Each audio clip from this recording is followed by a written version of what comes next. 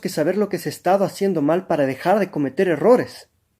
Permítanme entonces empezar señalando lo obvio. En una pandemia, el número de casos detectados es un subconjunto del total de contagiados. Si queremos detener la pandemia, lo que tenemos que hacer es aislar no a los detectados, sino a los contagiados. Pequeño problema, ¿cómo saber quiénes son los contagiados? Súmenle a eso un problema aún mayor, que es que el total de contagiados va creciendo a medida que pasa el tiempo. ¿Qué hacer entonces? Como identificar a todos los contagiados es imposible, una opción es aislar un área geográfica que contenga con alta probabilidad a todos los contagiados. Eso es justamente lo que hicieron en China.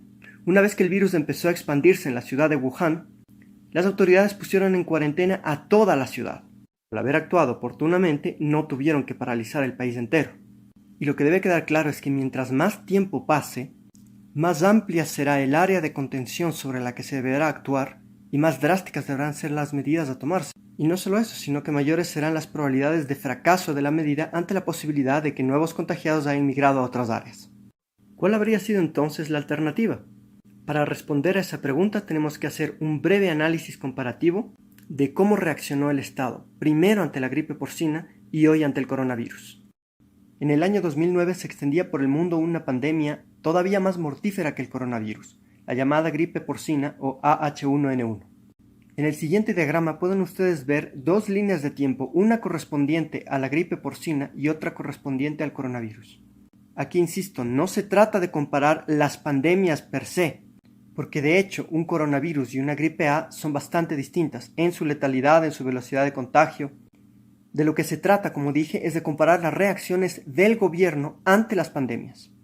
Para realizar esta comparación necesitamos un punto en el tiempo que nos permita sincronizar las dos enfermedades.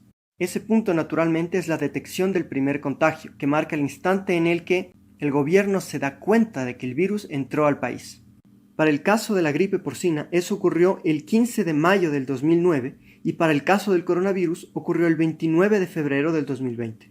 Comparemos ahora cuál fue la acción respectiva del gobierno. Lo primero que hay que señalar es que en ambos casos se declaró estado de excepción. Pero aquí viene lo interesante. En el caso del coronavirus, el estado de excepción se declara el 16 de marzo, es decir, 16 días después de la primera detección. ¿Qué ocurrió en cambio en el caso de la gripe porcina? Si bien el primer contagio se detecta el 15 de mayo, el estado de excepción se declaró el 29 de abril, es decir, 16 días antes del primer contagio. Y puede que a primera vista no parezca mucho, pero ante un fenómeno como una pandemia que tiene un crecimiento exponencial, hablar de 16 días antes versus 16 días después de la primera detección es hablar de 32 días, durante los cuales la enfermedad fluyó libremente por el territorio nacional. Esa brecha es la diferencia entre actuar y reaccionar, entre prevenir y lamentar. Entonces, claro, se toman medidas tan fuertes como el cierre de los servicios públicos, un toque de queda, la suspensión de vuelos internos, la circulación vehicular restringida y hasta una cuarentena comunitaria y el cierre del espacio aéreo. Pero como se hizo demasiado tarde, todo eso resultó ineficaz. A eso súmenle que mientras el resto de países del mundo elevan el gasto público, protegen el empleo y redirigen ingentes recursos para enfrentar la pandemia, ¿el Ecuador todavía se rige bajo una lógica fondo monetarista? ¿El ministro de Finanzas hace todo por pagar la deuda externa pasado mañana? ¿Y la ministra de Salud renunció porque no le transfieren los recursos necesarios para enfrentar la crisis?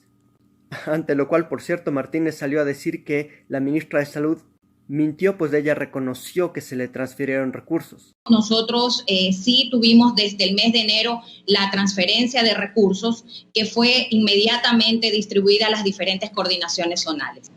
Sí, los recursos de enero que estaban ya presupuestados, no los que se necesita para enfrentar la pandemia. Hoy más que nunca vuelve a cobrar sentido aquella frase de los 90, la deuda o la vida. Si pasado mañana el ministro Richard Martínez demuestra que tiene los recursos para pagar la deuda, y de aquí a 20 días estamos contando los muertos en miles, sepan ustedes que entre la deuda y la vida, el ministro Martínez escogió la deuda. ¿Qué hacer entonces? Ya esperamos suficiente. ¿Apoyar al gobierno en emergencia? Sí, si es que la prioridad del gobierno es la vida de los ciudadanos, no si su prioridad sigue siendo el pago de la deuda.